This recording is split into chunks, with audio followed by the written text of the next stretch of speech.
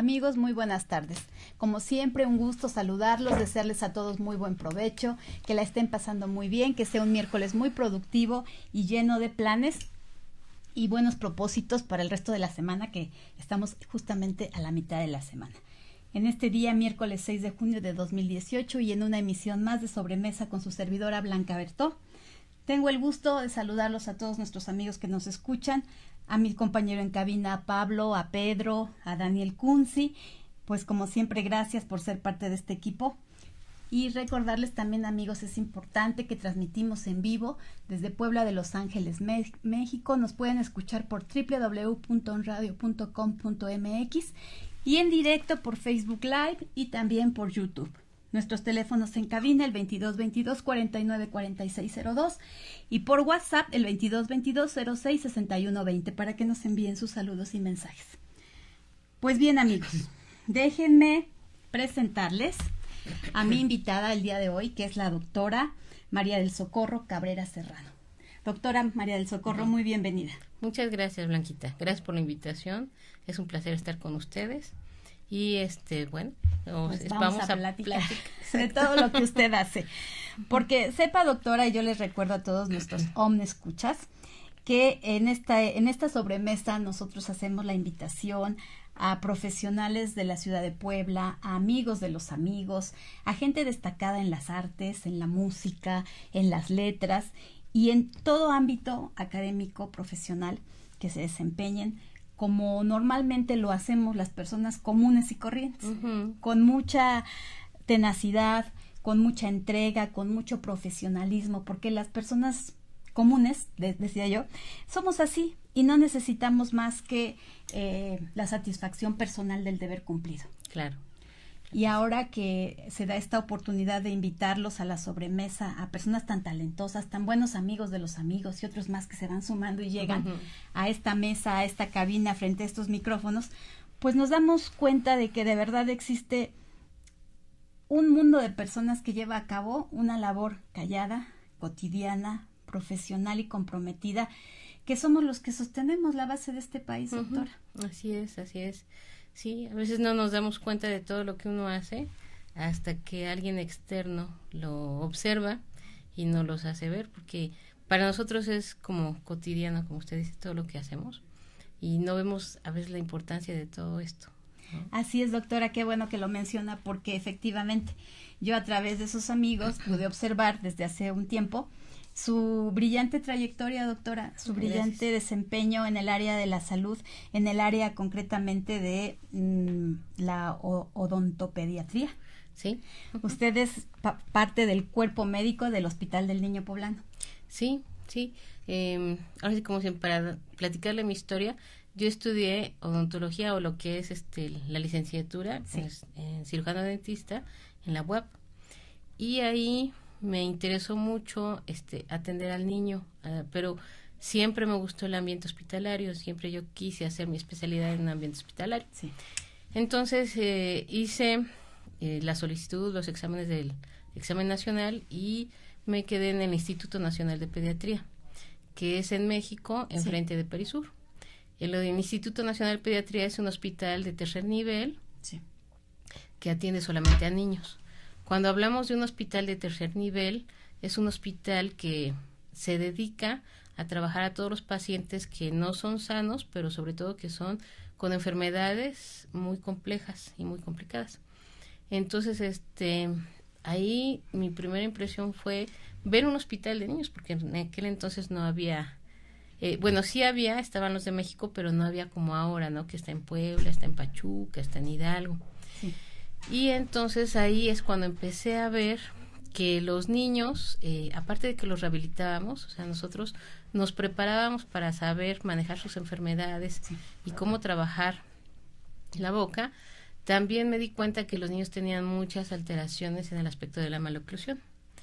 En realidad, la caries dental es la primera enfermedad por ende a nivel social de nuestros niños a nivel bucal. Sí. Y el segundo es todas las alteraciones esqueletales y de los pacientes. Sí. Y de ahí viene periodoncia. No me acuerdo si periodontitis es la segunda o las alteraciones son las terceras, pero en realidad son las dos enfermedades que más afectan a nivel, como dicen, social, público, ¿no? Pero yo veía que los niños tenían muchas maloclusiones, entonces decido regresar y me meto a estudiar ortodoncia, pensando que en ortodoncia me van a enseñar lo que es el crecimiento y demás. ¿Y cuál es mi sorpresa? Que ortodoncia, que es otra área de la estomatología, ellos manejan al paciente, pero cuando ya terminó de crecer, realmente ya adolescentes o adultos, y ya más bien hacemos una ortodoncia correctiva, más que interceptiva. Sí. Y si usted refiere y se va a los libros, los libros hablan de aparatos, pero en realidad ningún programa estaba considerado la ortopedia. Claro. Entonces, en aquel entonces, yo regreso, me asocio a la Asociación de Odontopediatría, posteriormente fui presidente, y yo hice 2 diplomados de ortopedia, invitando en aquel entonces personas que trabajan sobre esto, ¿no? Sí. Al doctor Edgar Torres, al doctor Marc Sadia, fue el primero que hicimos en OPEP, y después hice un segundo en la UAP con el doctor Víctor Hernández y con el doctor Francisco Belmont. Entonces ellos eran los más capacitados en lo que es el manejo de la ortopedia. Y conforme yo he ido trabajando, me he dado cuenta que en realidad es un área que la quiere manejar por edad, es ideal para manejarla con los niños, porque están en crecimiento y desarrollo. Pero muchas bases las maneja el ortodoncista porque él es el que le damos, o en el programa están el uso de aparatos, el uso de fuerzas y demás. Sí. Entonces yo combino los dos, pero me doy cuenta que es una necesidad de ambos, ¿sí? El ortodoncista generalmente no maneja al paciente niño, casi siempre lo maneja adulto. Y quien maneja al paciente niño es el odontopediatra, pero a veces no está capacitado para manejarlo como debe de ser. Entonces, en realidad la ortopedia maxilofacial es un área que podemos decir que no es nueva, porque como diría un doctor, los libros existen, los aparatos existen desde hace mucho, pero no se había manejado o era poco el uso que se tenía. Incluso dentro de la ortodoncia hay 2 corrientes, los que creen en la ortopedia y los que no creen en la ortopedia. Los que no creen en la ortopedia simplemente dicen que no sirven, que no funcionan los aparatos. Y hay quienes sí creemos, digo sí creemos porque yo sí creo en ellos, en la ortopedia maxilofacial. Pero un hoyo muy grande que nosotros tenemos ahí, por decirlo así, es el diagnóstico. Que a veces pensamos que te dicen, este aparato te va a arreglar esto, pero si no está bien diagnosticado, no va a funcionar. Claro. Y ahí es cuando el ortodoncista o quienes han tenido experiencia con eso dicen que no funciona. A lo mejor no es que no funciona, a lo mejor estaba mal diagnosticado. O no era el aparato adecuado para el niño en ese momento, o no sabíamos cómo era su crecimiento del niño en ese momento, porque en realidad hablar de la ortopedia maxilofacial tenemos que hablar de crecimiento, y tenemos que hablar y saber cómo va a crecer el niño, hacia dónde va a crecer, y qué pronóstico o expectativas yo tengo de este paciente. Claro. Doctora, permítame hacer una pausa para compartir con todos nuestros amigos que nos escuchan que usted me mandó a los libros, doctora, pero no me mande a los de su especialidad, por favor, porque no voy a poder, definitivamente. Es por eso que, bueno, usted como especialista nos acompaña esta tarde, cosa que le agradecemos muchísimo, también su confianza por haber aceptado esta invitación. Gracias. Y me decía al principio de la charla, pues yo no soy muy platicadora, pero si ya se dieron cuenta todos nuestros amigos, le empezamos a preguntar de su tema y usted se apasiona. Sí, y ya no podemos más que escuchar y aprender un poquito de todo lo que usted sabe. Yo le he hecho esta pausa y me atrevo a preguntarle algunas cosas de más detalle, más de divulgación. Claro. Para muchos de nuestros amigos que pues aprendemos con la asesoría, con la presencia, con las charlas de personas como usted, tan especialistas en su área. Entonces, usted estuvo en el Hospital Nacional de Pediatría ya hace algún tiempo, porque tiene más de 25 años como profesional en su área, ¿no, doctora? ¿Qué impacto usted siendo tan joven y cuántas enseñanzas y cuántas experiencia debió acumular de ese importante Instituto Nacional de Pediatría en la Ciudad de México? Es un super hospital, ¿no, doctora? Sí, la verdad, ya cuando hablamos de él más que como hospital es un instituto, porque ya lo que manejan son especialidades y subespecialidades. Sí. Y ahora sí que, como dicen, cuando nombramos un hospital de referencia, es que todo lo demás lo mandan ahí. Entonces ahí están en realidad muy expertos sí. que manejan esas áreas y son los que, podemos decir que son los expertos de los expertos, ¿no? Sí. Con ellos he aprendido que no hay que quedarnos con lo que sabemos, sino hay que siempre ir hacia adelante, sobre todo en el área de la salud. Sí.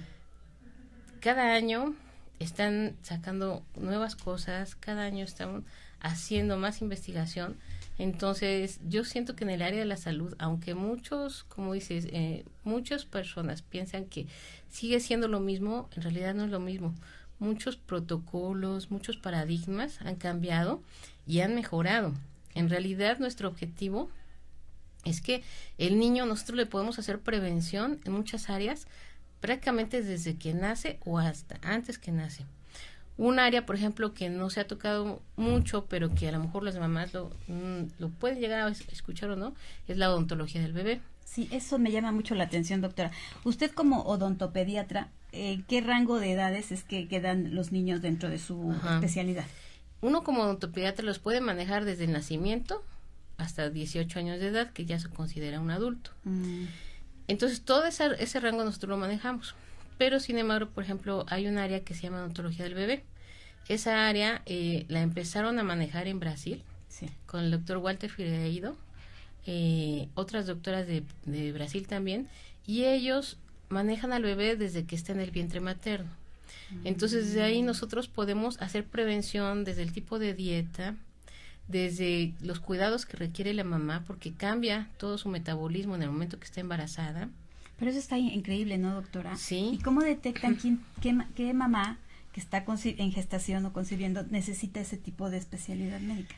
Pues mire, o de atención. Más que nada es como una prevención. Así. La odontología, y cuando nosotros vamos y hablamos de salud pública, la odontología se ha diagnosticado desde más de 50 años, ¿no? La universidad, por ejemplo, la UAP acaba de cumplir 50 años y la UPAEP creo que acaba de cumplir 25.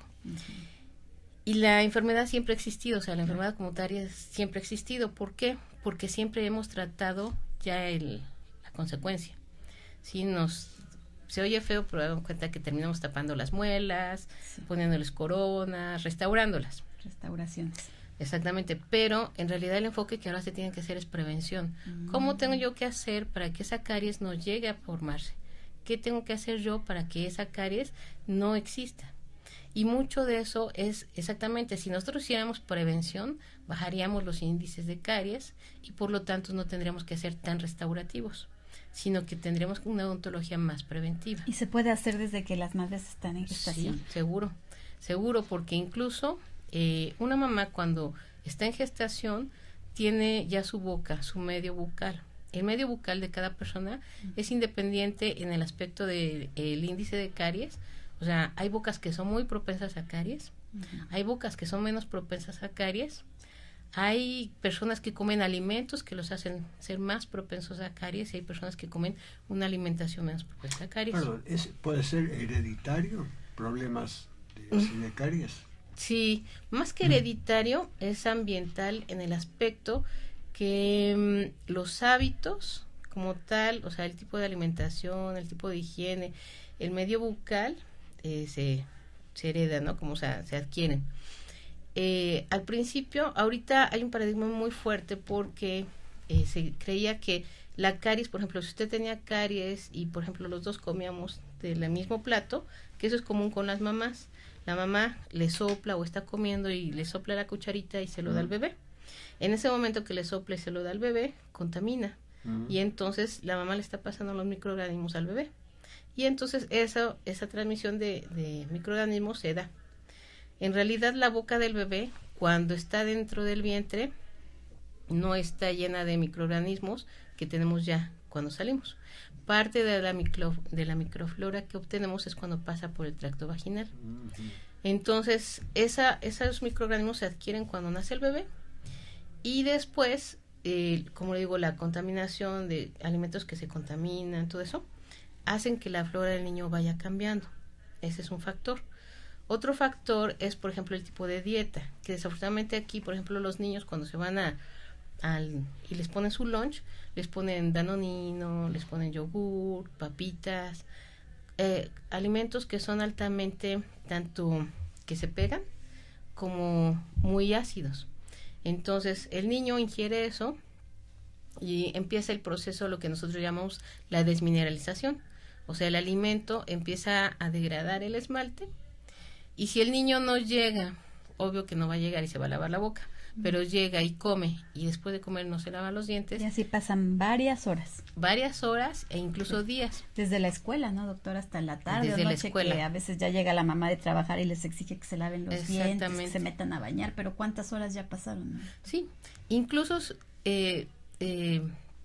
fíjese que la caries no se forma dentro de 1 hora o 2. La caries es un proceso muy largo, incluso es de días. Así. Entonces, cuando se inicia la caries, quiere decir que puede ser el medio bucal, sí, puede ser los hábitos, e incluso somos, porque yo me incluyo, somos pocas las personas que saben cepillarse los dientes. Ahorita me estaba platicando la doctora Olivia Marín, sí, y ella nos ha dado toda una lección de cuidado y prevención, y además aseo, ¿no? Limpieza de la boca. Y si nosotros nos vamos a los papás, a los niños y demás, sí, pocos son los que saben, porque esa es otra parte que nos ha faltado, enseñar a nuestros pacientes cómo debe hacer la higiene bucal. Porque a veces pasamos 2, 3, y yo, por ejemplo, les quito los aparatos a mis pacientes, les digo, vete a lavar, vete a lavar, y le digo, ya. Le digo, más me tardé en voltearme, que lo que me dijiste que ya regresaste. Le digo, no, a ver, otra vez, vete. Entonces, sí, a lo mejor a nosotros como profesionales nos falta esa parte de enseñar a lavar los dientes. ¿Por qué? Porque pensamos que es tonto, si usted quiere decir, ay, lavar los dientes. Pero de verdad de ver que cómo cambia el simple hecho de saber una técnica correcta. De a lo mejor darle los tiempos adecuados para esa técnica. Es la primera fase de prevención. Si yo sé mi técnica correcta, voy a evitar caries. Si yo problemas exactamente. Mayores. Si yo tengo, por ejemplo, un medio bucal ácido, a lo mejor ahí no somos nutriólogos, pero les podemos cambiar o sugerir otro tipo de alimentación. A lo mejor en lugar de pan blanco, así ustedes hacen un sándwich para los niños, en lugar de usar pan blanco, el pan integral. En primera, el pan blanco se pega mucho, es muy adhesivo. El pan integral es menor. En nutrición, obvio, es mucho mejor el pan integral que el pan blanco. Claro, sí. En alimentos, por ejemplo, si a un niño, en lugar de comer papitas, se les da pepino, se le da incluso nueces, cacahuates, todos los que son semillas, sí tiene más carbohidratos, pero a los niños en esa edad no importa, ellos los queman rapidísimo, pero lo más importante es que son menos ácidos. Sí. Y van a tener un medio bucal más alcalino, y va a tener oportunidad de que si el niño después llega, come y se lava los dientes, no va a haber inicio de caries. Sí, doctora, todo es de verdad principio en el hogar. Nos remitimos también casi siempre a cuestiones alimenticias para prevenir la mayoría de las enfermedades, y hábitos que si no existen en el hogar, pues exactamente es un desorden. Es un desorden la alimentación, es un desorden la limpieza, no hay constancia. Y por lo tanto, pues los niños saben que a veces sí lo hacen, a veces no lo hacen. Si está la mamá lo hacen, si no está, pues la abuelita no les dice nada. Y como decía usted hace un momento, pueden pasar días sin que se hagan una correcta limpieza de sus dientes los pequeños, ¿no, doctora? Pero doctora, yo me pregunto, ¿cómo se puede prevenir a las mamás que tengan problemas los niños de tipo dental o de caries? Y otra pregunta, doctora, cuando un niño cuando nace, bueno, se va a prevenir con las mamás, pero si no se previno con las mamás, el pequeño cuando nace, ¿qué problemas puede tener de odontopediatría? Platíquenos. Pues fíjese que ahí es donde nos remitimos o nos remontamos a lo que le platicaba de odontología del bebé. Sí. El doctor Walter Figueiredo él trabajó en Londrina, desafortunadamente acaba de fallecer, como hace un año o 2. Él vino muchas veces a México, a Puebla específicamente, lo invitamos al hospital. Y la verdad su visión era muy buena, porque lo que hace es que él tenía una incidencia de caries en su comunidad como nosotros, del 80%, 90%. ¿Así es en Puebla, doctora, o en todo el país? En todo el país, yo creo. Tenemos una alta incidencia de caries. Y Él lo que hizo es que empezó a trabajar con las mamás embarazadas. Obvio que tiene que pasar esa fase de rehabilitación, de restaurar y eliminar los procesos que ya están presentes. O sea, limpiar la boca de las mamás. Ajá, limpiar de caries. Y después de ahí, él se fue a la fase de enseñar, instruir a las mamás cómo es esa higiene. Él nos platica que tuvo que pasar toda una generación, o sea, que los niños que estuvieron ahí, que les enseñó, que los rehabilitó, crecieron y fueron mamás. Y entonces, al ser mamás, él les siguió dando esa información y ellas ya entendían que tenían que hacer esa higiene, que tenían que hacer esa limpieza de boca. Ese fue un parámetro muy importante. Y otro parámetro muy importante, que él llevó esto a salud pública. Eso quiere decir que le enseñó al gobierno, mira, tanto cuesta rehabilitar, tanto cuesta prevenir. Así es. Y entonces, de una persona que le costaba, no sé, $50, $60 rehabilitar, le iba a costar $2 o $4 prevenir. Pero por supuesto, doctora, y además en México, y me parece que en la mayoría de los países, los tratamientos odontológicos o de rehabilitación son muy costosos y tampoco los absorbe salud pública. No los absorbe. Entonces, él fue al gobierno y Londrina vio que era bueno eso. Y entonces, ahí específicamente en Londrina, lo que se hace es que todos los bebés que nacen tienen que ir a la clínica del bebé. Y entonces ellos ya les enseñan todo lo que debe de ser para que el niño no tenga caries. Las consultas son gratuitas porque el gobierno los absorbe, pero también exigen. Quiere decir que la mamá no pierda sus consultas. Si la mamá pierde más de 2 consultas, se vuelve fuera. Independiente. O sea, exactamente, la dejan fuera y ya todo lo que tenga que ser dental, tienen que pagar por afuera. Entonces, obvio que las mamás, después de haber sido sensibilizadas, porque fueron pacientes, después eran sus hijos, y después les dan ese servicio, entre comillas, gratuito, pero obligatorio, baja mucho la incidencia de caries. Y entonces ahora Londrina específicamente tiene una incidencia baja de caries. Es un modelo. Es un modelo muy bueno. Los países de América Latina. Incluso aquí puedo nombrar a una amiga muy querida que se llama Gaby Godina. Ella está en Morelia. Y ella está tratando de meter este protocolo ella está en el hospital y está empezando a hacer también su bebé clínica. Entonces, está tratando que las mamás empiecen a manejar lo que es la odontología del bebé, enseñarles, lo básico que es la higiene.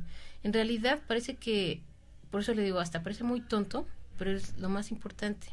Incluso si usted habla hasta con un médico general, la higiene es lo primero. Si nosotros nos bañamos, nos cambiamos, nos aseamos, vamos a eliminar muchas enfermedades. Y fue, por ejemplo, lo primero que manejan cuando uno entra a quirófano o a hospital. Lo primero que vieron que por lo cual los pacientes se morían era porque los cirujanos en aquel entonces no se lavaban las manos. Así estamos hablando de tiempos muy remotos, ¿no? La Edad Media.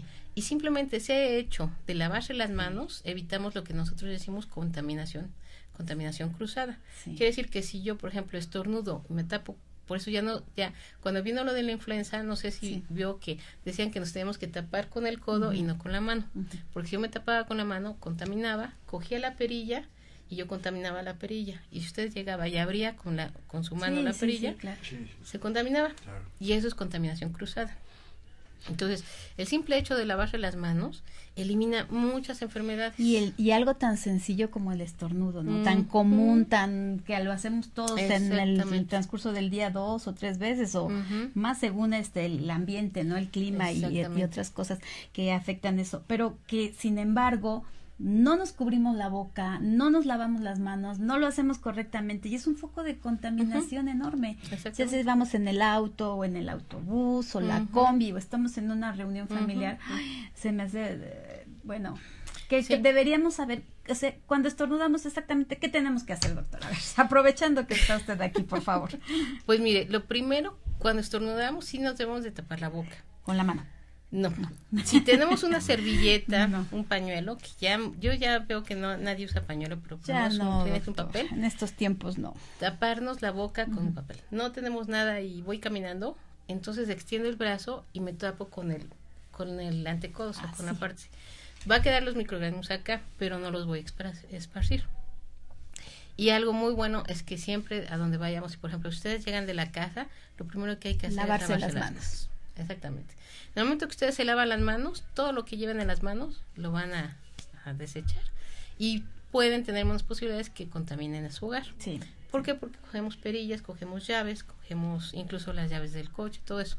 Entonces, lavarse la mano es un medio que incluso puedo decirle que a nivel hospitalario es lo primero que nos exigen. Nosotros tenemos 5 momentos importantes para lavarnos las manos. Antes de manejar al paciente, después de haber manejado al paciente, después de haber estado en contorno con el medio del paciente, antes de hacer un procedimiento y después de hacer un procedimiento. Sí, sí. Si nosotros hacemos y a lo mejor lo aplicamos en nuestra casa, simplemente con el hecho de llegar y lavarnos las manos. Bien lavaditas, muy bien lavadas, no nada más mojárselas. No, con agua y jabón. Sí. Con eso es más que suficiente para que nosotros hagamos prevención. Bueno, ya nos fuimos para otra área, pero podemos hacer desde ahí prevención. Sí. Doctora, entonces a usted, por ejemplo, en su área de odontopediatría, ¿qué problemas le llega de un niño de 2 mesecitos, de 3 meses, de 6 meses a 3 años, por ejemplo? ¿Cuáles son los problemas más dramáticos o más graves que nosotros ni siquiera nos podemos imaginar? Pues mire, a esa edad, en teoría, uno diría, pues el niño no tiene dientes. Pero siguiendo estos protocolos que maneja el doctor Walter, nosotros, así como bañamos al bebé, podemos empezar a hacer la higiene bucal. Antes de que tenga dientes. Sí. Yo la vi a usted en un videíto con la gasita. Exactamente. Enseñándole a una mamá cómo limpiarlos. Exactamente. ¿Por qué eso es tan importante, doctora? En primera, porque ya desde ahí empezamos con el hábito. Si el niño sabe que cuando se baña también se siente él que tiene que limpiar su medio bucal, enseguida se nota cuando una mamá lo hace. Cuando yo se lo enseño a la mamá y después viene a revisión y le abro la boquita y le limpio, el niño empieza a sentir rico, abre la boca, ya sabe de qué se trata. Ya sabe de qué se trata. Y cuando venga el cepillo, no va a haber problema. El cepillo va a ser muy bien aceptado. Ese es el primero.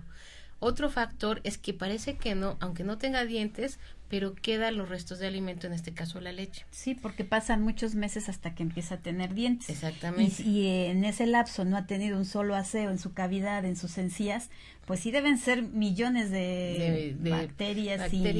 Y esos restos de alimento, nosotros le decimos placa bacteriana. Esa placa bacteriana, cuando está el bebé en su encía, sin ningún diente, aparentemente no hay problema porque no hay dientes. Pero el momento que empieza a erupcionar un diente, esa placa bacteriana sirve como un medio de adhesión. Y entonces los microorganismos, entre ellos el Streptococcus mutans, que es el que produce la caries, se pega. Sí. Y al pegarse, encuentra su medio ideal. Y al encontrarse en su medio ideal, empieza a producir ácidos. Sí. Y eso es porque él es acidófilo, o sea, él está en un medio ácido y se mantiene en un medio ácido. Entonces va a producir ácidos que para él es para estar confortable. Sí. Y ese ácido es el que empieza a desmineralizar el esmalte.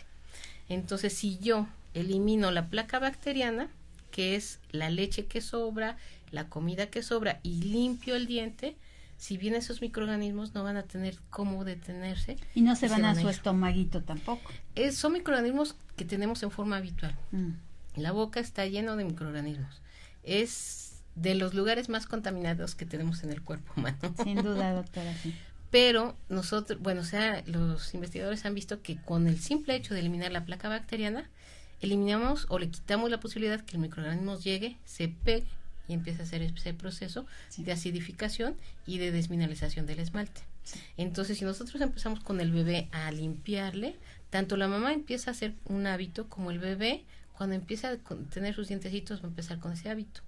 Ojalá nos estén escuchando muchas señoras, mamás jóvenes embarazadas, porque esto que está diciendo la doctora parece, como decía usted, tan sencillo, tan elemental, pero no lo sabemos, doctora. No. Tampoco lo hicimos con nuestros hijos, claro. Obviamente, porque no teníamos estas oportunidades que hoy tenemos, doctora, de traer a nuestros amigos médicos especialistas en tantas áreas tan importantes, y que bueno, por supuesto que los primeros que aprendemos somos nosotros. Sí. Y nos sentimos muy alentados y muy contentos de poderlo difundir, de poderlo compartir.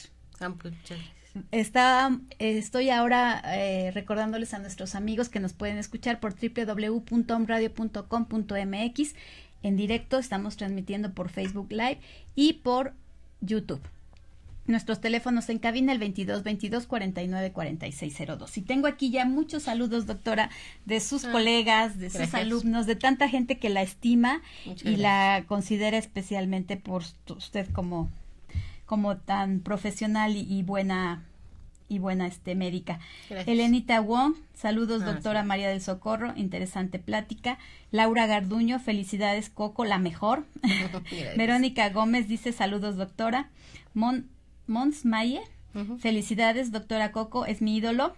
Ay, gracias. Esther Villavicencio dice felicidades doctora Coco, saludos.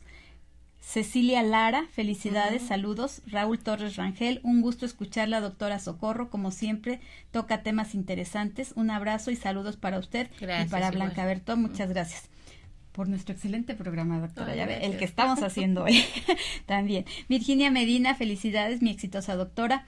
Nidia Saucedo, felicidades, doctora, qué gusto escucharla. Marta Longoria M, excelente, doctora Soco. Yasmín de Alba Vázquez, un gusto escucharla desde tierras potosinas, saludos. Sí. Gabriel Saludos. Varela, muy bien, y también le manda saludos, doctora. Pues a todos nuestros amigos también nosotros les mandamos muchos saludos. Y le manda saludos Norma Laura Berto Cortés. Bien, Ah, ahí. muchas gracias. Y seguro Verónica Berto Cortés, y seguro también Oli Marín, es nuestra gran amiga, la doctora Oli Marín de la sobremesa. Y pues les pedimos a nuestros amigos que nos den like, que nos compartan, porque de verdad, esta es una plática de lo más interesante.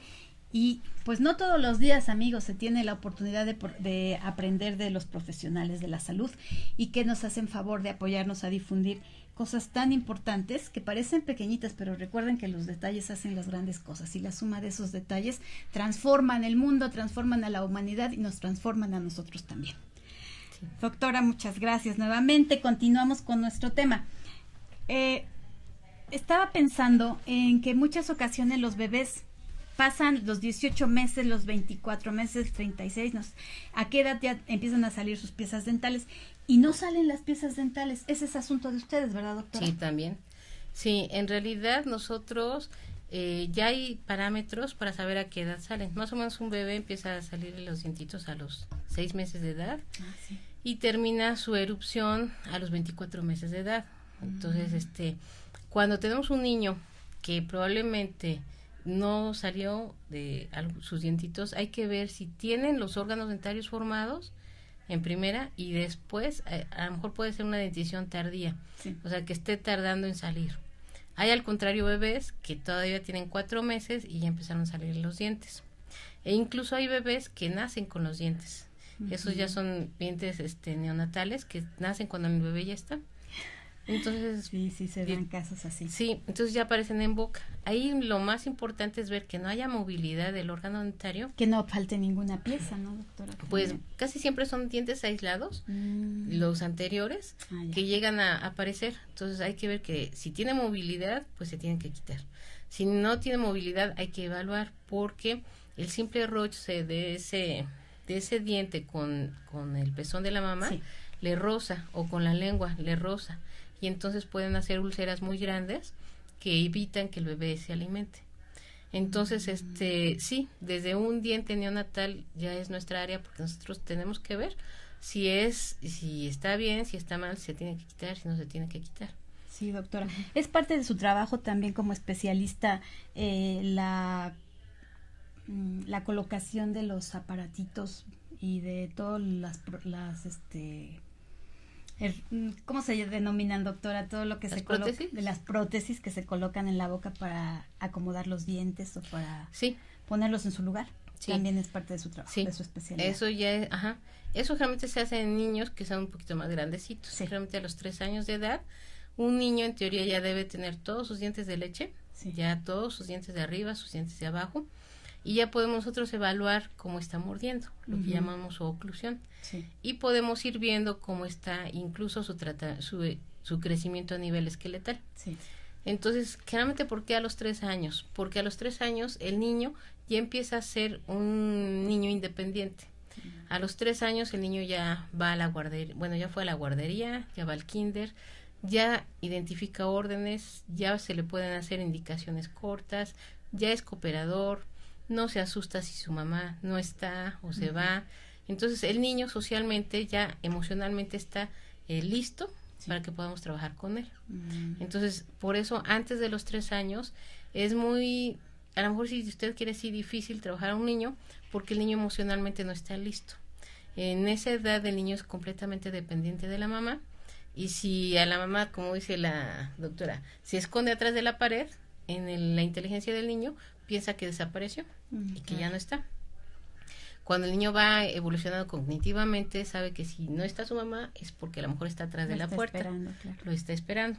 Entonces, cuando ya tenemos un avance cognitivo del niño, ya el niño está siendo capaz de ayudarnos, y entonces lo que el niño necesite se puede hacer.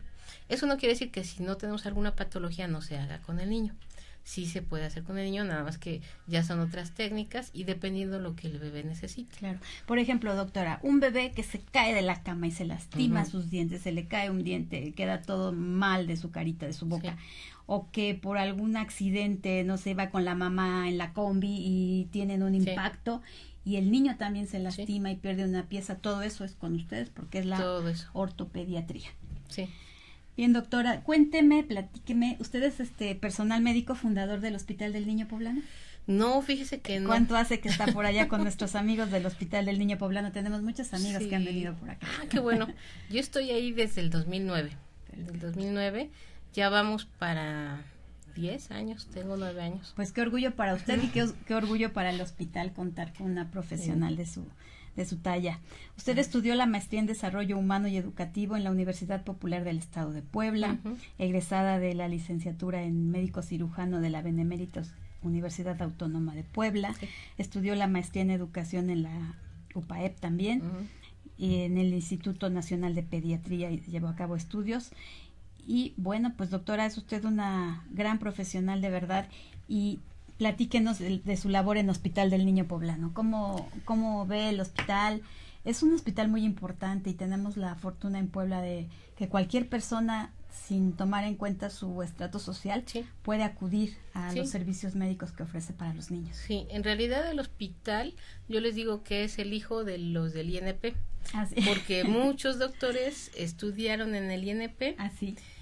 Después el hospital se formó acá. En realidad, el Instituto Nacional de Pediatría. El Instituto Nacional de Pediatría. Instituto Nacional de Pediatría. Sí, yo le digo el INP, que es el Instituto Nacional de Pediatría. Es más, cuando yo me fui, aquí empezó el primer año a fundarse el Hospital para el Niño Poblano.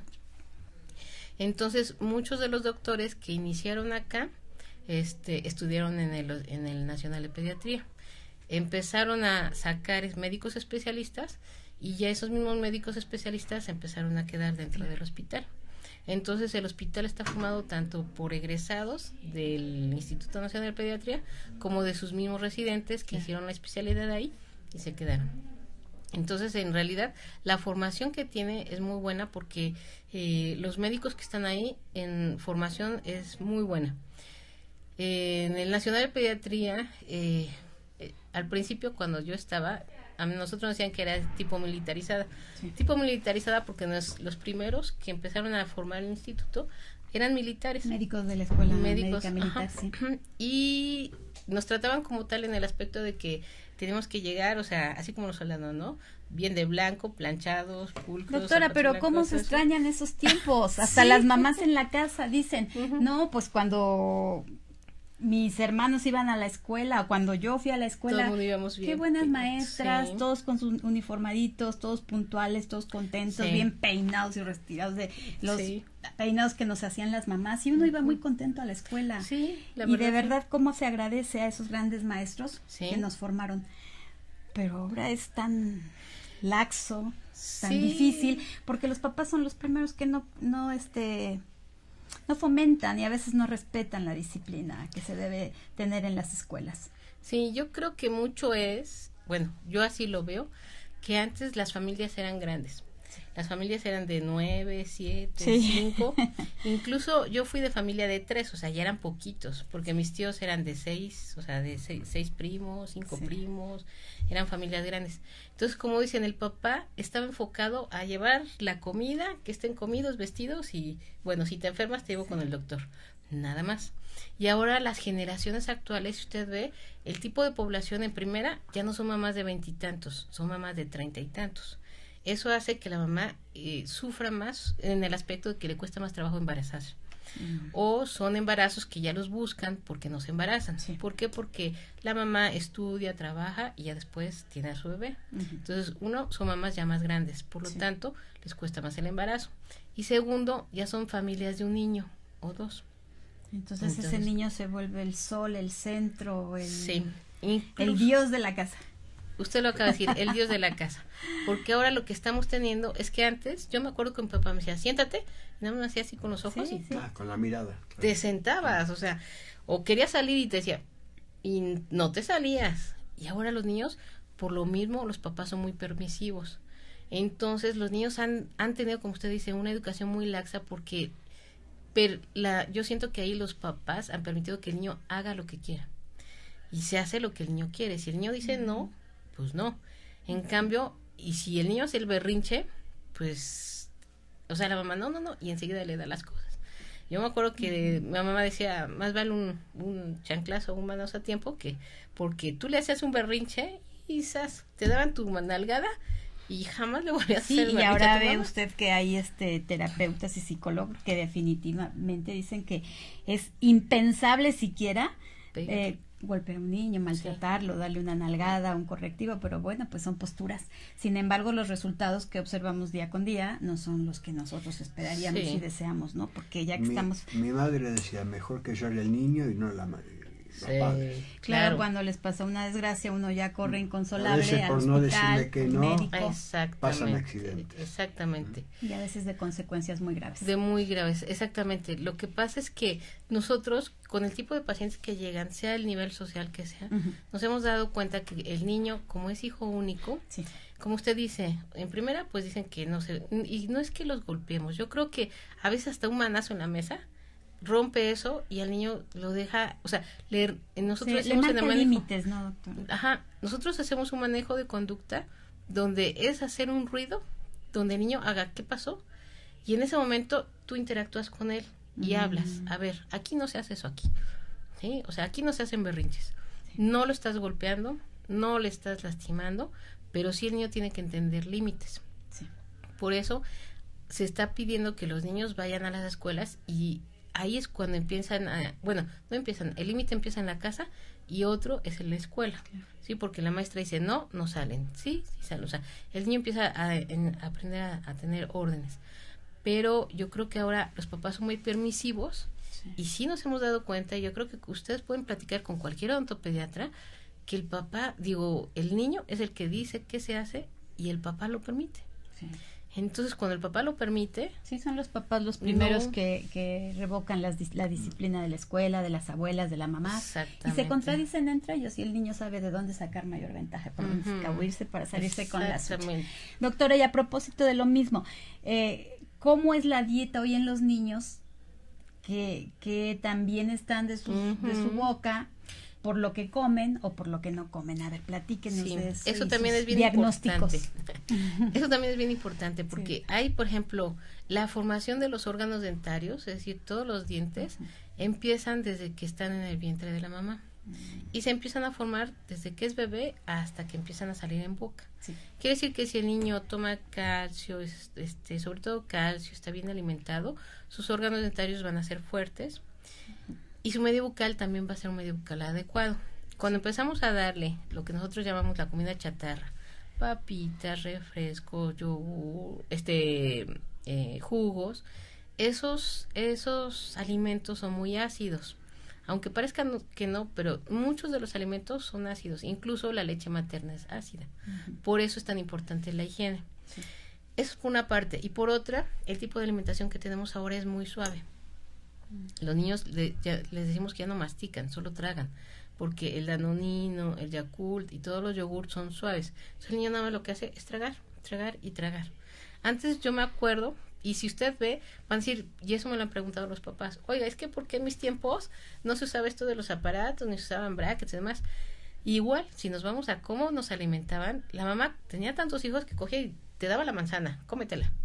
Yo me acuerdo que iba a las piñatas y cogía literalmente la caña y abría la caña con los dientes. Sí, mi abuelita ya era muy mayor y lo hacía muy bien. Y abuelita limpiando nuestra caña y ella bien que lo podía hacer. La caña, la jícama yo me acuerdo que la cogía y la abrías así y te la comías a mordidas.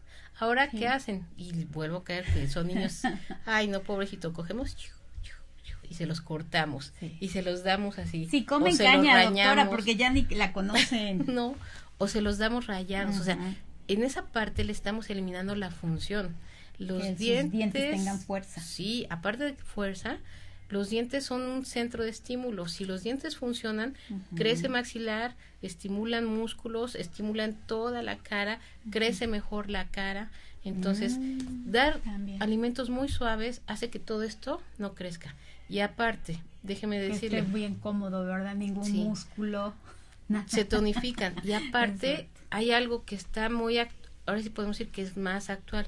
Todos los niños son o alérgicos o asmáticos. Ay, doctora, eso es otro temazo que vamos a, nos recomiéndanos un pediatra o especialista en alergias. Sí. Porque sí es verdad. O sea, eso aunado con una dieta suave, le digo porque en ese aspecto, ahí sí yo veo muchos niños que en su crecimiento facial los afecta completamente. Sí, claro, porque el niño que no respira por la nariz, ¿qué hace? Abre la boca. Al abrir la boca va a estimular que el aire pase por la boca y entonces la nariz, lo que es el tercio medio de la cara, no crece y el tercio inferior crece. De verdad. Y entonces empieza a rotar la mandíbula y el niño empieza a hacer, no hace tonificación de labios, la lengua se empieza a proyectar, los dientes empiezan a extruir, hay colapsos de maxilar.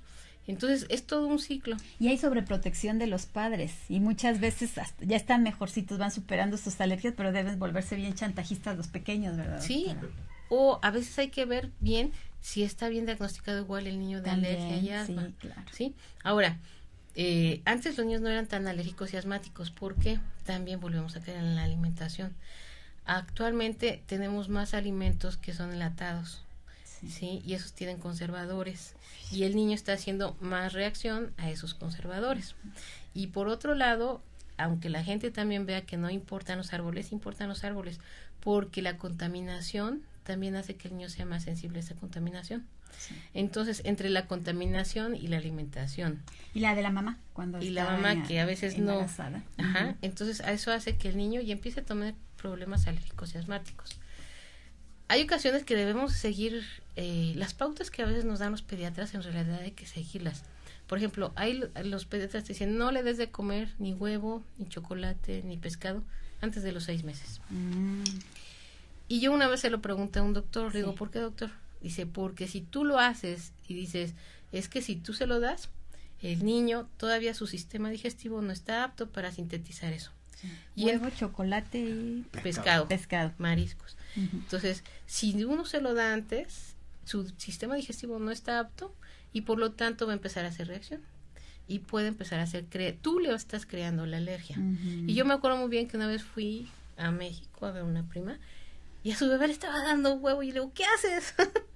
No, o sea, no sabes que hasta los 6 meses y después ninguna forma el huevo, ni el chocolate, ni los mariscos o pescados. ¿Qué estás haciendo? Uh-huh. Y ella, no, pues para que veas que mi hijo pues no es como todos, él sí puede comer huevo, es que no que pueda comerlo, no debe de comerlo. Sí. Entonces, a veces las mamás dicen, es que mi hijo sí puede, o sea, sí puede, pero no debe. Y pregúnteme ahora, su hijo es alérgico. Sí. Y va a vivir de por vida con antihistamínicos porque es alérgico. Sí. Entonces, a veces las mamás pensamos que las cosas son muy... no hacemos caso a lo que nos dicen, pero por algunas razones son así. Sí, porque a veces, aunque el niño ya nació, ahí hablamos lo que es crecimiento y desarrollo. El niño ya nació con sistema digestivo, sistema respiratorio, pero no está maduro. Hay que ayudar y hay que apoyar. Entonces, ahí ese es el desarrollo. Todo, ¿no? Cuando un niño nace prematuramente, a los 6, 7 meses, por eso tiene que estar en incubadora. ¿Por qué? Porque la mamá, cuando la alimenta, le da sus anticuerpos.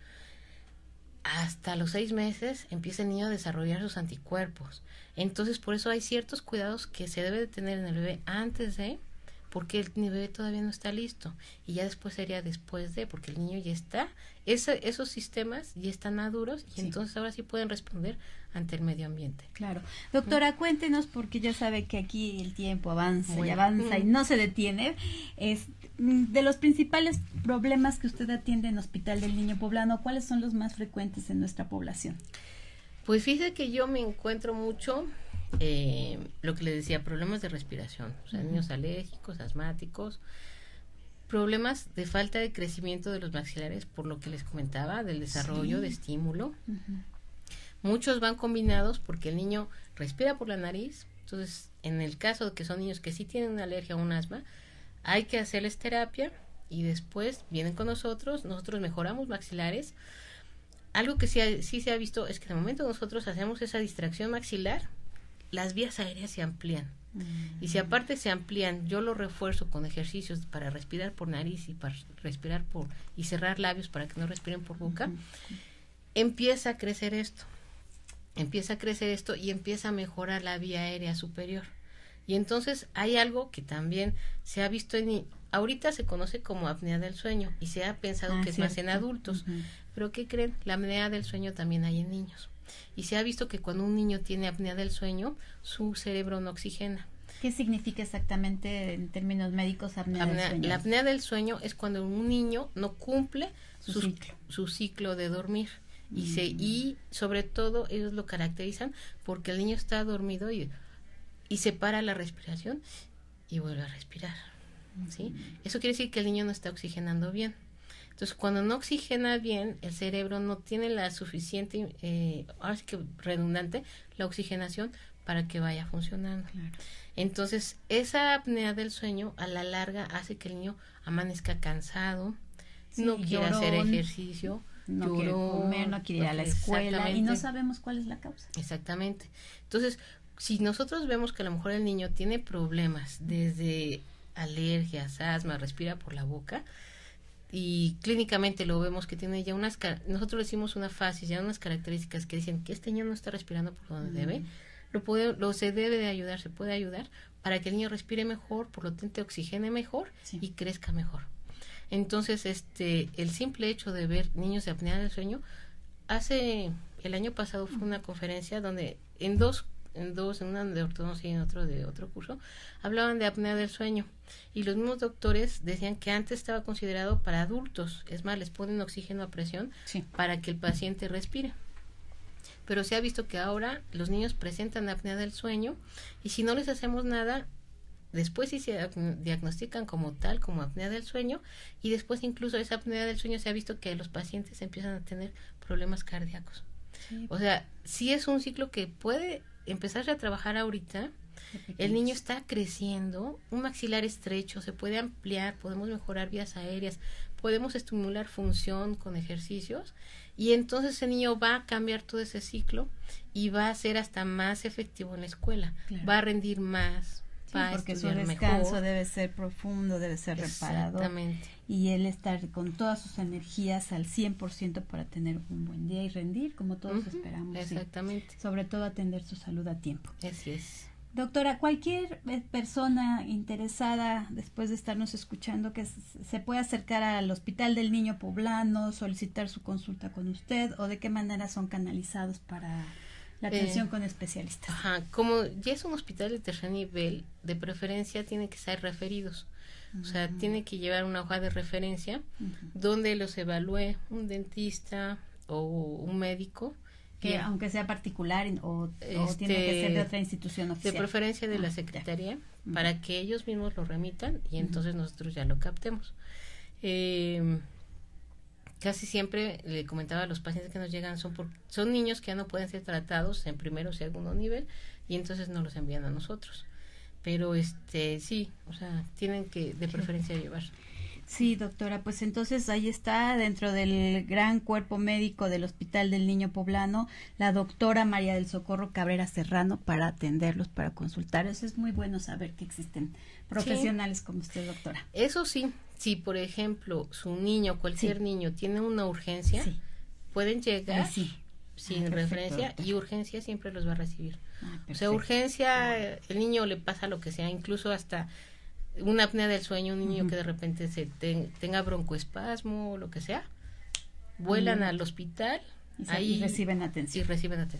¿sí? O sea, urgencias está abierto para todos. Entonces eso quiere decir que cualquier niño llegue de cualquier institución, de cualquier lugar y necesita un servicio médico de urgencia, sí, doctor, pueden llegar. Y en el Hospital del Niño Poblano se atienden niños de 0 años a 18. Hasta los 18. Sí. Qué maravilla. Sí. Grandecitos. Sí. Sí, ya.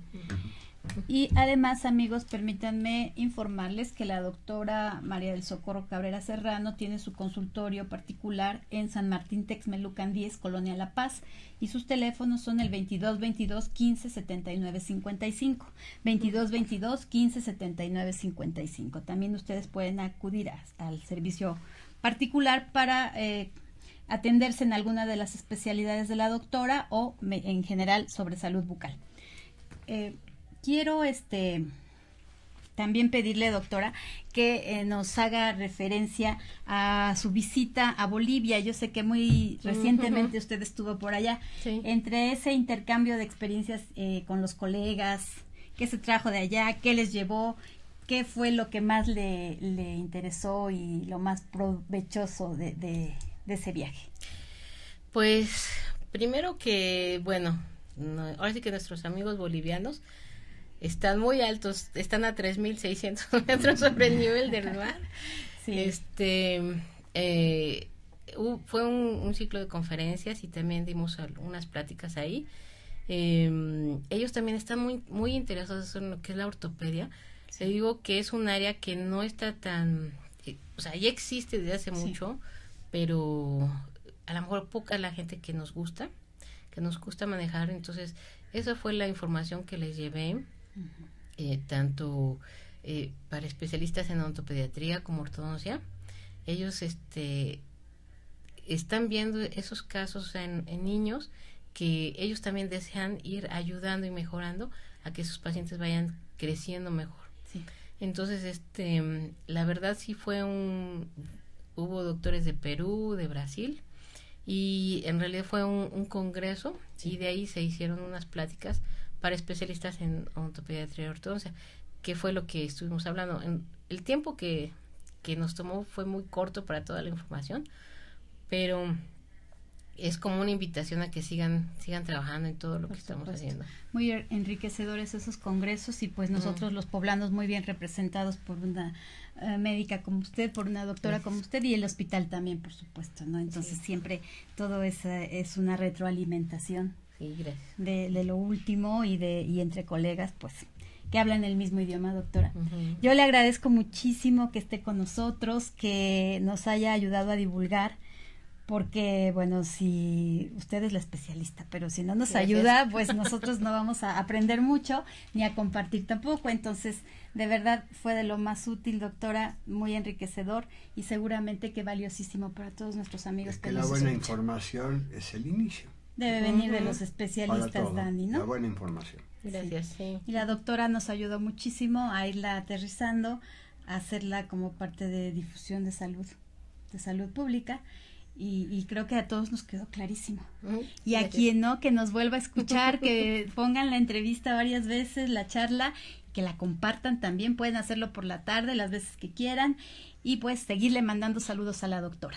Vamos a dar sus referencias de su consulta particular, doctora, para que también nuestros amigos puedan asistir. Gracias. Y quiero pedirle a Pablo si tenemos de otros lugares donde nos están escuchando. Lo vamos a compartir con usted. Gracias. Mientras se trata un poquito. La verdad es que no imaginaba que ya se podía tratar desde el vientre maternal. Sí, se ha visto que dar esa información a la mamá. Avanzado, ¿no? Sí, si uno, y sobre todo empieza a concientizar. Yo he tenido mamás, a lo mejor la idea desde el embarazo no lo captan tanto, pero sí he tenido mamás que nace su bebé, empezamos a trabajar y son, como decimos, niños cero caries. O sea, ellos si siguen por ese camino no van a saber lo que es un dolor de dientes. Claro. ahí el inicio es que la madre quiera hacerse todos los estudios necesarios, o sea, aparte de ahí, ¿no? De ahí se inicia. Sí, pero fíjese que también las mamás embarazadas son muy receptivas. Uno les da la información y la captan muy bien. Entonces, eso es muy bueno. Y de ahí partimos porque se dan cuenta que ellos, su papá, o sea, su esposo, son parte importante para que ese niño nazca sano. Exactamente. Empiezan a cuidarse, a tomar todas sus precauciones, ¿no? Y Así a es. tiempo. Doctora, a lo mejor tiene una relación o no. Yo me acuerdo, mi madre nos contaba que ella con los embarazos perdió todo, todo. O sea, desde que con los 4 embarazos que tuvo, uno, después falleció, perdió todas las piezas dentarias. De ahí en más tuvo que usar prótesis el resto de su vida, y ella se casó a los 16 años. O sea, calculo que a los 18 habrá tenido el primer hijo, no, eso no lo sé muy bien. Pero desde joven, prótesis en toda la boca. Sí, fíjese que esa es parte de... ¿Por qué? Porque uno está embarazado y primero pues es de antojos, ¿no? Aquí en México somos muchos de memelas y todo lo demás, pero algo que sí es real es que cuando nosotros, por ejemplo, tenemos una cierta dieta, tomamos leche, calcio, el calcio que no absorbemos se elimina por saliva. Entonces esa eliminación por saliva hace que nuestro medio bucal sea alcalino. En el momento que uno queda embarazado, el calcio ya no se elimina por boca, empieza a absorberlo el bebé. Entonces ahí es más importante que tenga una buena dieta, porque todo lo que sea calcio, si no lo consume el bebé. Si no se va por la dieta, o sea, que tenga una dieta de memelas, de refrescos, todo eso, va a empezar primero a absorber lo que es en parte hueso y en parte de donde se esté eliminando, que sería por saliva. Entonces el medio bucal cambia completamente, desde un medio alcalino a un medio ácido. Y a eso le agregamos otra vez una dieta rica en ácidos, la boca se vuelve muy acidófila. Y eso hace que los microorganismos que producen caries estén en su medio y empiecen a producir caries. Qué cosas, doctora, tan interesantes, y la maravilla también de la gestación, de la posibilidad de dar vida, ¿no? Sí. La madre puede quedarse sin los dientes, pero el bebé nace muy bien, y es el cambio, el intercambio que se hace con la naturaleza a favor de tener hijos sanos, ¿no? Exactamente. Las mamás pues son. Entonces, es así. El primer punto que tenemos que hacer es rehabilitarlas para que esas caries no avancen. Por eso, como decía, un bebé era un diente, porque si ya tenía caries, esos dientes avanzaban más rápido, tenían más problemas parodontales por el tipo de acidez, por el tipo de medio que tenían, y entonces perdían más fácilmente los dientes y son de lo más vulnerable durante los embarazos, ¿verdad, doctora? Los dientes. Doctora, permítame compartirles que nos están escuchando desde Indiana, Los Ángeles, Nebraska, Costa Rica, Madrid, Zacatecas, Guadalajara, Ciudad de México, Veracruz y Buenos Aires, Argentina. Muchas gracias a todos nuestros amigos por sintonizarnos. Nos despedimos con mucho gusto, agradeciendo nuevamente a la doctora su presencia esta tarde, deseándoles muy buen provecho a todos y que tengan una excelente continuación de semana. La otra mitad que falta, que sea mejor que esta que ya transcurrió. Buenas tardes a todos, buen provecho. Gracias. Hasta la próxima vez. Ojalá que esto pronto suceda, así podrá descansar mi pena. Hasta la próxima vez.